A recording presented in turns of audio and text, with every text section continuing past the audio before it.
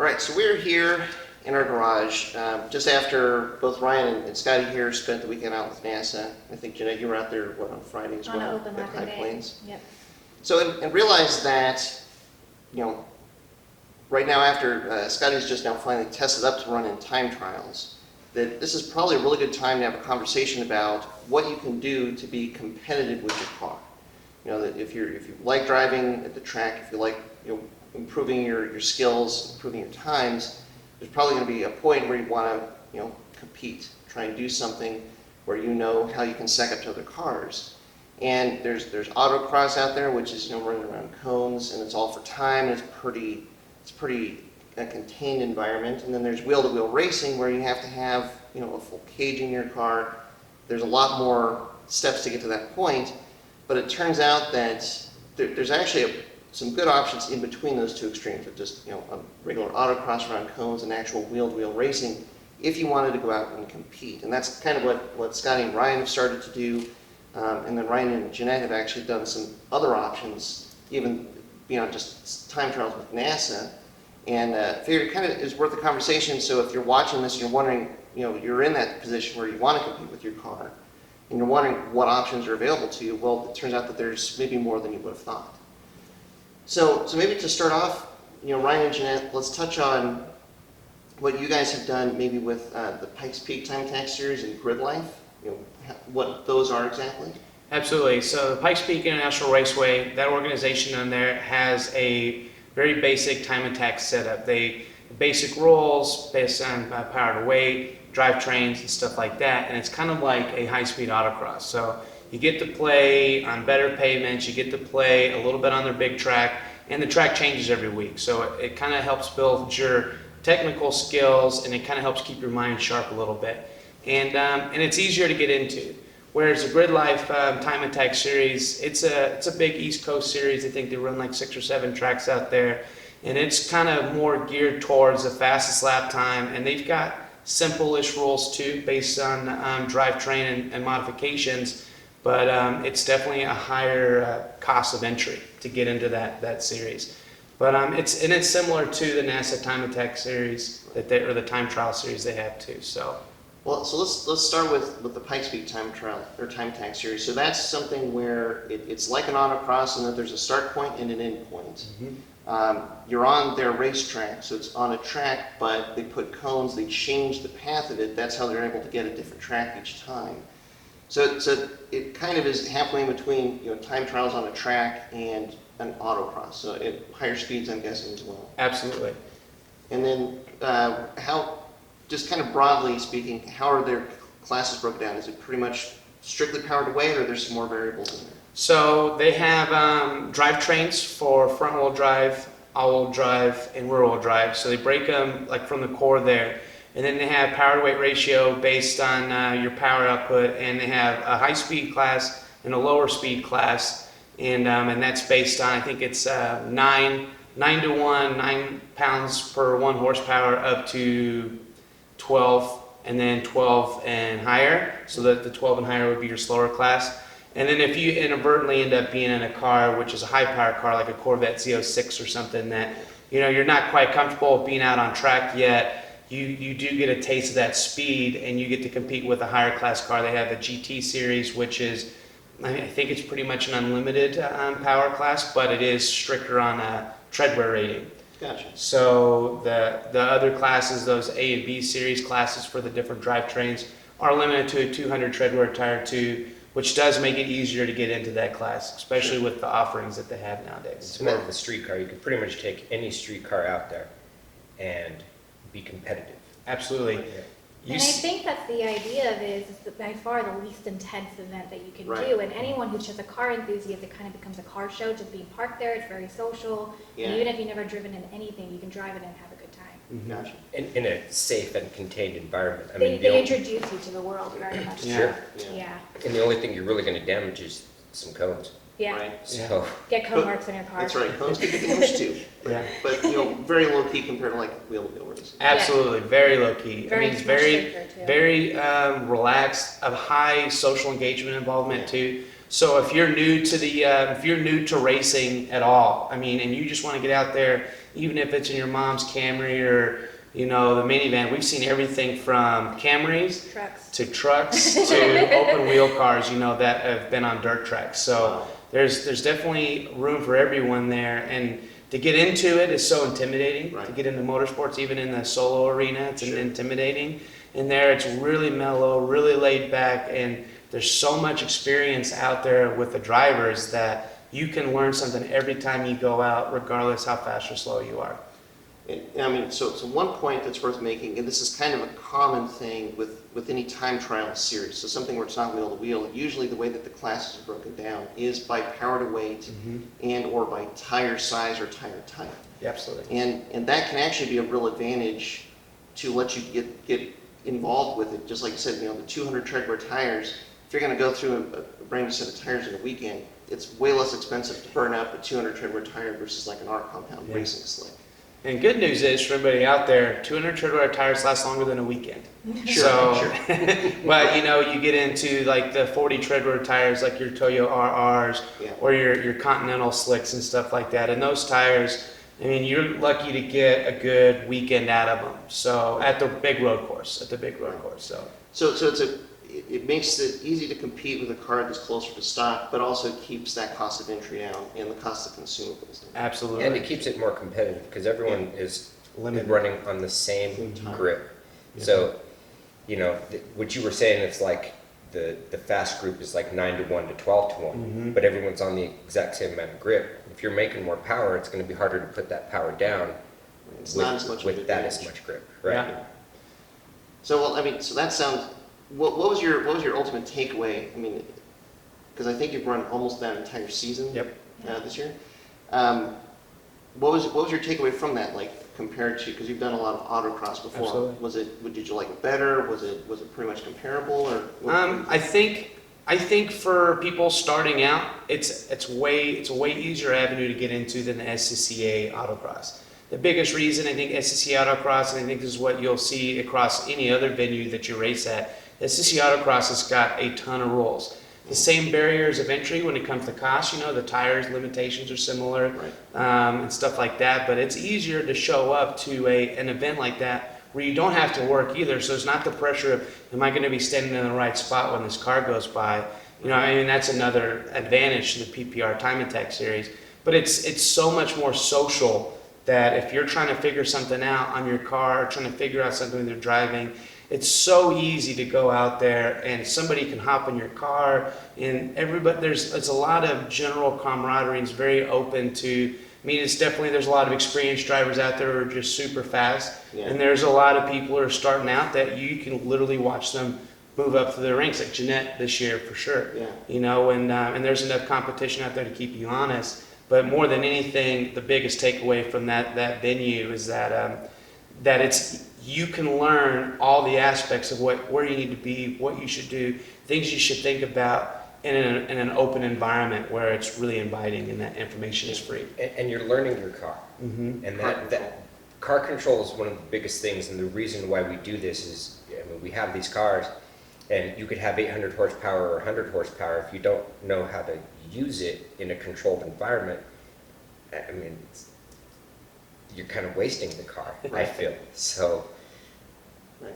Well, what did you think? What was your experience? And for me, the PPIR Time Attack, the course is so much bigger than an autocross. So Sure.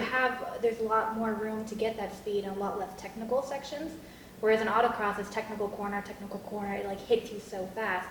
So for me, it was confidence building to be able to handle like less technical sections, be able to focus on them a little bit more, and then be able to handle them with more speed, which I was able to bring back to the autocross because I wasn't confident getting super fast in Gotcha. autocross, but now I am a little bit carrying more speed through those technical sections. How did you think it translated when you went to an actual track, like a circuit track?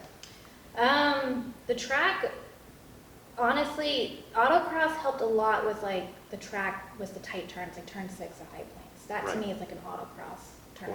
Yeah. But more than anything, going on the track, it was getting comfortable being fast. Sure. And again, learning that I could take those corners so fast and that bringing that back to autocross, like I can actually hold a lot of speed. And that was Right. the biggest thing for me. Just learning what the car can do. Yeah, Learning to exactly. trust the learning car. what- Yep. Yeah. I'm Trust still the learning car. to trust the car. Well, and trust yourself Yeah, also. that you're what I mean? capable. Those are huge things. Absolutely. Well, so let's move now to GridLife. So Sure. so you have Pikes Peak Time Attack, which is kind of like autocross on steroids. It's on a bigger track, higher speeds. So then GridLife and NASA, those are both time trials in it. So Right. this is something where now you're running on an actual track, but it's a time trial. So it's all kind of the same rules, be it tire tread wear, power to weight for grouping. But now you're actually running on the circuit track.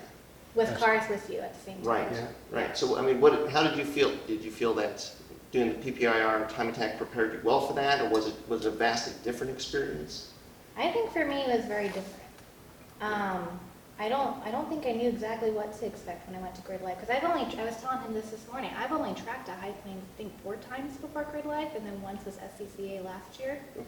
And I think more than anything, I think it prepared me for the chaos that comes with it, as far as there's a big group of car enthusiasts and they're all talking to you about your car Right. and everything. But as far as being on the track with other cars, that was a very different experience. And Yeah. if anything, it helped me become better at PPIR. Okay. I very much believe that. Yeah, I think building off that too, when you go for the PPR time attack series, it kind of prepares you like there's something you're supposed to be. Right. Whether it's at your car before you go out there, whether it's registration, checking Yeah. in. I mean, everything like that Very is chaotic. yeah, where you grid your Check car, where you checks. grid your Yeah. trailer and everything. Right. It's very similar to the PPR experience, and it does prepare you for that. But that on-track experience, even open lapping days is nice. There's a lot of people around you, and you're kind of getting that build-up. But when you go out in the GridLife Time Attack Series, or even the Global Time Attack Series, there's cars that are behind you, and there's cars that are in front of you that are trying to run the absolute fastest time that their car can run. And people build their cars in all different ways. Some cars are built like, I'm only going to be able to run 2 hot laps, and then my car's overheating and my tires are overheating. Right. So you've got a lot going on around you. And so kind of like you were saying, there's a little bit like you get out there and you got to keep your wits about you, because Yeah. that guy in that S2000 or that guy in that Mustang or that person who's out of group who's just flying by you with their 700 horsepower Z, Right. they're out there trying to do the same thing you're trying to do, and nobody wants contact. Right. Not at all. Or you have a less experienced driver ahead of you and they're scared, they're not following their line and they become unpredictable and you're Right. kind of nerve-wracking to pass them because Sure. you can tell they're freaked out. Right. Right. Yeah. Yeah. Well, and so so time trials, and this is what Scott, you've been working towards this for a long time, NASA. Too damn long. And this was your first weekend competing. So I mean that's probably one of the biggest differences in going from an autocross or even the Pikes Peak Autocross, where it's a bigger track, but it's just you on track, to now you're on track with a lot of other cars that are all trying to be like pushing as hard as they can.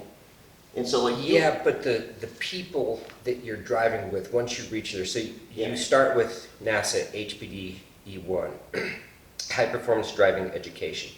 And so you're out there with people and you all have the same rules, regardless of what car you have.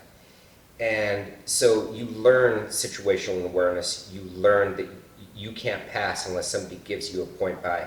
You learn, oh, there's somebody in my rearview mirror, I need to give them a point by.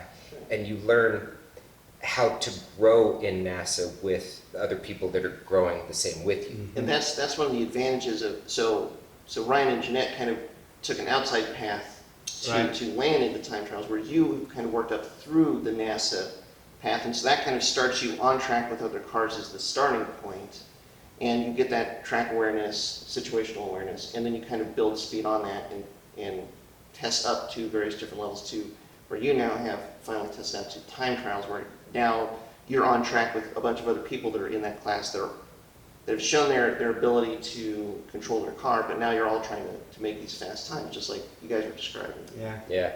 And, the HPD E3 it's pretty amazing because they do side-by-sides around the entire track, where, like me and Ryan did a couple of these where you're driving, 7, 8 tenths around the entire track trying to stay nose to nose through corners. Right. And that's going to teach you how to pass in a corner, or if you're getting passed in a corner and what you need to do, how to be fast offline, which is more of a will-to-will racing scenario. At the same point in time, it's making you a better driver.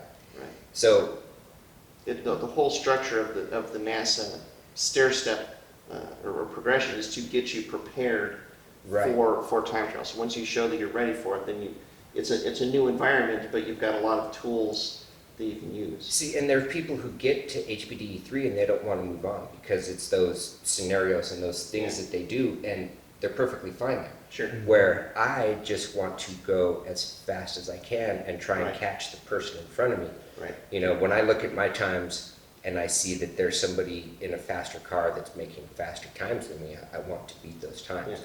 So now that I'm in time trials, I'm with people who all have that mindset. Right. And they've been through all the HPDE, they understand all the situational awareness and how to be respectful of the other cars on the track. So when you're out there, if you're going faster, the person in front of you should give you a point by. Right. They don't always do it, Right. but you know, that's just one of those things. You have to find the time, and it's, you know, what I think is it global time attack or world time attack? Like one perfect lap is the slogan, and you're out there for a 20-minute session and you're trying to get one perfect lap, and it's hard. Yeah. I mean, you get caught in traffic or Yeah. you know, you're not feeling it. So that's part of the challenge though of time attack too. So Yeah. you have all the groupings for the classes. So be it tire size, tire compound, power to weight. Like NASA is also very power to weight based, so that you're running on track, multiple cars on track in different classes, but in your class you're pretty much the same power to weight ratio. NASA is a little bit more open as far as tire compound versus GridLife. Sure. And there's penalties with that tire compound. So being able to run different tire compounds can be beneficial to some and detrimental to others. So you can add more horsepower to your car if you're running a 200 treadwear tire. Sure. But you're not going to get around the corners as fast, but you can make up for it in the straights. Or like me, I'm running a true R compound, so I can get through corners really fast, but I just get eaten alive on a lot of those straights. Right. So because of the penalty you took with the stick tire versus right, the power. but it all evens out. You know, Sure. I mean, the way the way that NASA has their math set up, you know, to make it a competitive classes, it's pretty amazing. Yeah. And it's one of the things that I really like that setup better than some of the rules for, say, like GridLife and GridLife. GTA and stuff. right, yeah. So, I mean, now what is your takeaway, Scott? You finally have gotten to the point where you were able to compete for a whole weekend. Is it everything you wanted it to be? Is it rewarding and difficult just as you hoped? It's liberating is what it is, you know, because it's just being with those like-minded people who that's all they're trying to do. I mean, I've been working towards this for a really long time, and Ryan actually graduated into time trials this year also, which is amazing, this weekend anyway. Yep. And so now, I mean, that's what we want to do is go out there and, you know, very similar cars on very similar compounds, and it's just, you know, so we got to try and beat each other and then everyone else on the track. And Yeah. Right. yeah, I mean, it's a liberating experience, and it's I don't know, it's exactly where I wanted to be in life. It's Now I just challenging, need to right? grow with it. Yeah. What would you say that this weekend was, you know, pretty much everything you expected once you actually wanted to get to this competitive level? Or were there some surprises that you ran into? No, I mean, I've been doing it for so long and paying attention to, you know, the actual time trials guys in NASA when I was in HPDE, and comparing my times with the time trials guys even when I wasn't competing against them. So once I get in there, it's I pretty much knew exactly what to expect, and you know, and they did a really good job of gridding you, so you do a session and they post times and you're gridded fastest to slowest. So that when you get out on track, you're trying to catch the faster person ahead of you, and you can actually space out enough to where it really makes it so most of the time you can get pretty clean laps, especially those first like 3 or 4 laps. you know, the session before I did a session, there was a TT1 guy and a vet who put down a slower time. And then on the next session, he was pitted behind me, and then we get it on track, and all of a sudden he catches me. Right. And it was just like, okay, I need to let this guy go Right. because he's going way faster. Well, with the NASA environment at least, that works out well because you can point him by, and then if he's the faster car, you can try and catch him, and then he should point you by. Yeah. You know, so you're with the time trials. That's the difficulty in riding. You ran into it a little bit where Absolutely. you're running for a time, but you're running with other cars on the track. And you alluded to it with GridLife, and so you don't necessarily know that you're going to be in the spot on the track where you're going to be able to get that perfect lap. So there's maybe a little bit of strategy there. Yeah. But at least with the NASA environment, it should Yeah. be conducive to not having to deal with traffic. Right. And there's fewer people too doing those events, but the people that you do the NASA time trial events, you start to know them. You Yeah. get to know them. Whereas you go to these big events where you could have 150 drivers, and they break them down into smaller classes, or smaller run groups. But you could be with people that you don't know absolutely anything about. Right. And I'm sure this weekend I put some of those TT guys kind of on their heels a little bit with they don't know anything about me, Sure. and here I'm driving with them. And so there is, you have to be respectful of the fact that you're the new kid on the block, but the GridLife and the Global Time Attack, those guys, they don't care what you're doing except if you're holding them back. It sounds like it's a higher level competitive environment compared to the local events. But that's the advantage of the local stuff is you Right. get to know people. So, Absolutely. and Jeanette brought it up being at GridLife as far as like the people being unpredictable. Yeah. And, you know, if there's someone unpredictable and driving offline, in my opinion, they probably shouldn't be Right. at that event. And I was in the slower group, so Yeah. I had more, that was more my experience, and that's what I was thinking. I probably had more traffic being in the slower group at GridLife than the faster group. Sure. Yeah. But I mean, once you like, say NASA time trials or, you know, some of these other things, you know, there should be very little of like being unpredictable. You know, whether you know who the person is or not, there is a race line, and there is staying on that race line and being predictable. So, and that's just one of the things as you grow through, you know, any of these events, you become a better driver and become predictable, so the people around you aren't afraid. Yeah. So, Well, and with NASA or with the Pikes Peak series, I mean, you're going to be driving with the same group of people. Like, you're going to be in the pits with the same group of people by and large through most of the year. So you get to know each other. You get to know each other in the pits. You get to know the cars on the track. And you know, so that seems like it'd be a really fun environment to be involved with, even if you're not trying to get up to, you know, compete or Right. you know, class. It's a really nice group of people to help you do what you want to do with the car, whatever that is. If you're happy being in HPD 3, cool. If you want to get up to time trials, that's fine too. But but at least you're using your car. Yeah. I mean, you Well, have that's what it's all about, nice right? cars, and you know, you could go drive like an asshole on the streets, and Right. it's not going to get you anywhere. But you learn how to drive your car in a controlled environment and make use of it. And yeah, there's Well- a reason why people spend money on these Yeah. fast cars, and it's to use them. and with these time trials, I mean, it's not wheel-to-wheel racing. Right. But that's what opens the door, because I mean, you don't have a cage in your car, you Yeah. don't have a cage in your car, you don't have a cage in your Right. car. Yeah. You can take a street car and you have to do some things too where you probably aren't going to want to drive it on the street all the time, but you can run in these classes. Yeah. You know, and be competitive, but then it does give you a lot of skills where, Yeah. okay, I really want to run wheel-to-wheel. Yeah. Okay, well now you can take time trials and now that's qualifying, Yeah. right? And you build the car and go out and run wheel-to-wheel. So Yeah. if you wanted to even go further, you guys Absolutely. would have a lot of the skills to do that next. Absolutely. And I think that's one of the nice things too about the NASA event, it being kind of localized with each individual region, Yeah. is that you're confident, you knew what it took to get you into that time trials. You knew what it took to get into that wheel-to-wheel racing. Everybody else around you's held to that same standard. Exactly. So it does add confidence Yeah. that you build those relationships, that if that guy is on you or you're on that person in front of you, that you know that they're going to try and do the right thing and the safe thing. Right. And they're not going to pass you if they believe. I mean, safety is first and foremost. Right. They're going to pass you if you think you're not going to be safe. And it's for time, you know, Yeah. so it's not like taking a risk to get that one position. It's Right. going to be, you know, the difference in finishing 4th or 5th. Yeah. It's all for time. Absolutely. So there's less incentive. That's one of the reasons why you don't have to have the cages necessarily. Right. Because it's for time, so hopefully you back off, get some more space, and then put a good time together on the next line. Yeah, absolutely. Well, very cool. Well, I mean, thanks you guys for coming. Hopefully you guys had a really awesome weekend and lots more awesome weekends to come in the future.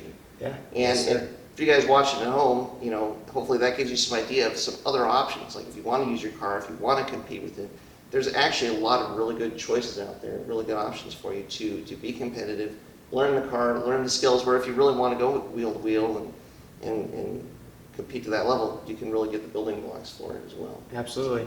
I think motorsports it's not just what you see on TV. It's not just NASCAR, and if you can't afford NASCAR, you can't do it. Actually, most motorsports is not. Yes, absolutely. And so I think that's the big thing, is that there's something out there. If you guys wanted to get into racing, if anybody wanted to get into racing, and you just had a car that runs and the brakes are safe and the battery's tied down, I mean, you can do everything from like the Pikes Peak Time Attack series Right. down to solo, up through Rallycross. I mean, everything. There's something, and if you want to work your way all the way up, you can build the confidence that the people you're driving with are every bit as serious about it as you are. So Yeah.